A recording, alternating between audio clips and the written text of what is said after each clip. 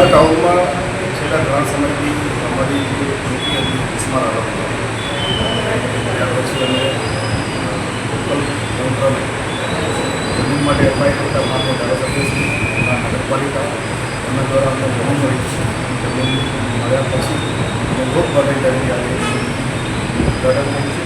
ઉદ્ઘાટનમાં માન્ય સંસદ સભ્યશ્રી રાજેશભાઈ અને ધારાસભ્યશ્રી બાબા સાહેબ અને અન્ય ગામના સ્થાનિક આગેવાનો હાજર રહ્યા હતા અને આ ચોકી આજથી અમે શુભારંભ કરવા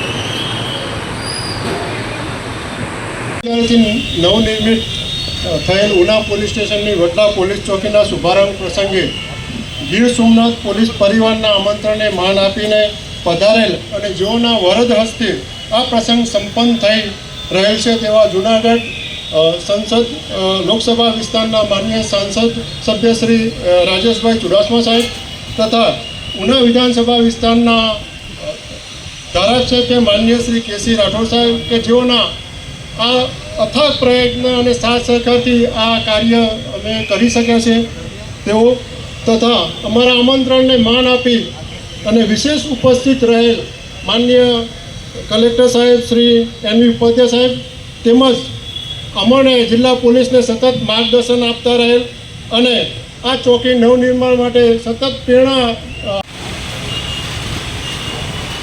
વડલા પોલીસ ચોકીનું જે નવનિર્મિત ભવન છે તેના લોકાર્પણ પ્રસંગે ઉપસ્થિત લોકસભામાં આ વિસ્તારનું પ્રતિનિધિત્વ કરતા સાંસદ શ્રીમાન રાજેશભાઈ ચુડાસમા, ગુજરાત વિધાનસભામાં આ વિસ્તારને પ્રતિનિધિત્વ કરતા ધારાસભ્ય શ્રી કાળુભાઈ,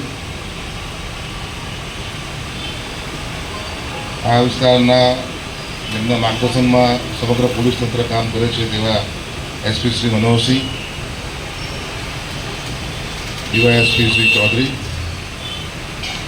તમામ પોલીસ સ્ટાફ, આ નવનિર્મિત ભવનમાં જે લોકોએ પોતાનો ઉદાર હાથે ફાળો આપ્યો છે તેવા તમામ દાદાશ્રીઓ અને ઉપસ્થિત ભાઈઓ બહેનો અને પત્રકાર મિત્રો,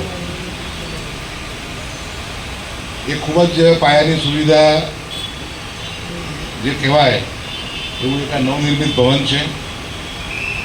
સામાન્ય રીતે કોઈપણ સંસ્થામાં સુવિધાઓ યોગ્ય હોય તો કામની ક્ષમતા આપણી જે છે એફિશિયન્સી છે એ ખૂબ જ વધી જતી હોય છે. હમણાં હું ચર્ચા કરતો હતો એસપી સાહેબ સાથે તો આગળ એક કેબિન જેવું હતું અને એમાં આપણા પોલીસ ભાઈઓ જવાનો બેસીને આ વિસ્તારનું દેખરેખ રાખતા હતા. એના બદલે હવે આવું સુંદર મજાનું મકાન મળ્યું છે અને એ પણ લોકભાગીદારીથી. સરકાર તો આપે છે પરંતુ લોકોએ અહીંયા પોલીસ માટે આ જે મકાન બનાવવાનું હતું હવે આ રીતે પોતાનો ફાળો આપીને જે મકાન બનાવ્યું છે મને ચોક્કસ ખાતરી છે કે જે ઉના પોલીસ છે એમને હવે નવું જોમ મળશે. આના કારણે એમની સુવિધામાં વધારો થાય છે. પોલીસ હરમની આપની સુરક્ષા માટે ઉપસ્થિત રહે છે અને આ એક એનું જ્વલંત ઉદાહરણ બની જશે. જે પોલીસ કોન્સ્ટેબલ ભાઈઓ બહેનોને અહીંયા પ્રશંસિત કરાયા છે, અહીંયા એમને સન્માન કરાયું છે, તેઓને મારા ખૂબ ખૂબ અભિનંદન. ભવિષ્યમાં પણ આપ આ પ્રકારની પ્રશંસનીય કામગીરી કરતા રહેશો એવી મારી અપેક્ષા છે. જે 6 લોકોને બચાવવામાં જે લોકોએ અગત્યની ભૂમિકા ભજવી તે લોકોને પણ મારા ખૂબ ખૂબ અભિનંદન. માનવ જીવન એ ખૂબ જ અગત્યનું છે. કદાચ એવી પરિસ્થિતિ હતી કે આપણી આંખ સામે 6 લોકો દરિયામાં જતા રહેતા.